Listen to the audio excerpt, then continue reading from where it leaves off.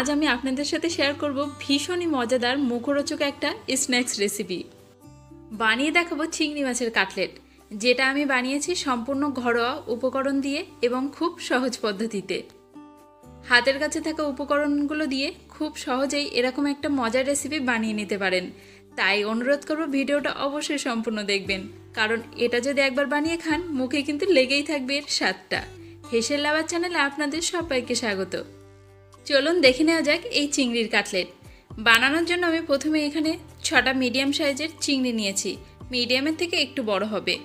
এই চিংড়িগুলোকে কি চিংড়ি বলা হয় আমার ঠিক জানা নেই, তবে আপনাদের যাদের জানা আছে আমাকে কিন্তু কমেন্টে বলবেন। প্রথমে চিংড়ির পাগুলোকে কেটে খোসাটাকে ছাড়িয়ে নেব, আর যখন খোসা ছাড়াবেন তখন কিন্তু লেজের দিকের এই অংশটা একটু রেখে দেবেন। আর লেজের দিকে দেখবেন একটা হুলের মতো অংশ আছে, সেটা কাঁচি দিয়ে একটু কেটে নেব। লেজটা কিন্তু আমি পুরোটা বাদ দেব না, জাস্ট সৌন্দর্যের জন্য।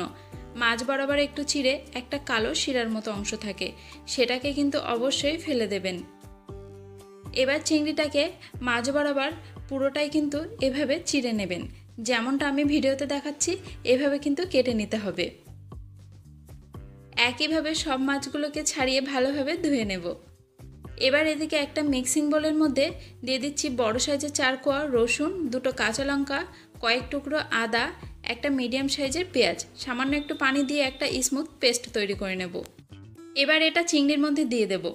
দিচ্ছি হাফ চা চামচ হলুদের গুঁড়ো, হাফ চা চামচ নুন, অল্প চা চামচ গোলমরিচের গুঁড়ো, অল্প চা চামচ গরম মশলার গুঁড়ো, হাফ চা চামচ ধনের গুঁড়ো, 1 চা চামচ সোয়া সস।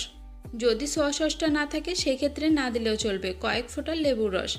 মশলাগুলোকে খুব ভালোভাবে মিশিয়ে নেবেন, তারপর চিংড়ির সাথে মিশিয়ে মোটামুটি ওই আধা ঘন্টা মতো রেখে দেবেন। যদি সময় না থাকে 10 মিনিট রাখবেন, তবে ম্যারিনেট করে রাখলে কিন্তু এর স্বাদটা বেশি ভালো হয়।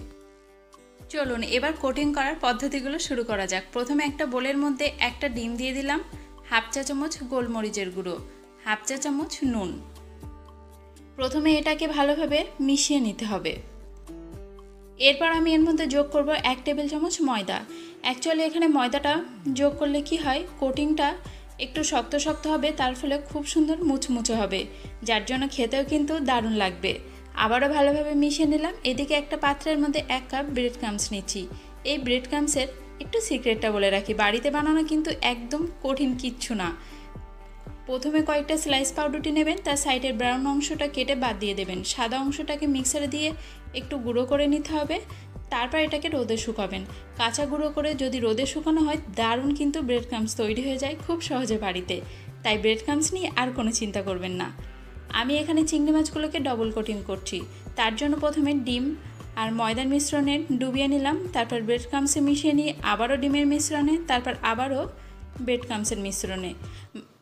লাস্ট যখন ব্রেড ক্রাম্বসে মেশাবেন তখন কিন্তু খুব ভালোভাবে চেপে চেপে মাখিয়ে নেবেন। আপনারা চাইলে সিঙ্গেল কোটিং করতে পারেন, তবে ডবল কোটিং করলে কি হয়, কোটিংটা কিন্তু খেতে দারুণ লাগে। একইভাবে আমি সবগুলোকে বানিয়ে নেব। ব্যাস, এদিকে একটা ফ্রাইং প্যানে তেল বসিয়ে রেখেছিলাম। তেলটা একটু গরম হলে এক এক করে এর মধ্যে চিংড়ি মাছগুলো দিয়ে দেব। দেখুন এখানে কিন্তু তেলটা খুব বেশি গরম করার একদম প্রয়োজন নেই, তাহলে কি হবে, ভিতর থেকে চিংড়ি মাছগুলো কিন্তু কাঁচা থেকে যাবে। তাই মিডিয়াম আছে, মিডিয়াম গরম তেলে এগুলোকে একটু সময় নিয়ে ভেজে নেবেন। এগুলো ভাজার সময় প্রথমে কিছুক্ষণ কিন্তু উল্টাবেন না, একটু ভালোভাবে তেলটা মিশে যখন এগুলো একটু শক্ত হয়ে আসবে তখন এগুলোকে উল্টে দেবেন, তা না হলে কিন্তু ভেঙে যাবে। এভাবে এপাশ ওপাশ করে কিছুক্ষণ সময় নিয়ে এগুলোকে ভেজে নিন, তারপরে কিন্তু তৈরি হয়ে যাবে দারুণ স্বাদের এই চিংড়ি মাছের কাটলেট। কেমন লাগলো আমাকে কিন্তু কমেন্টে জানাবেন।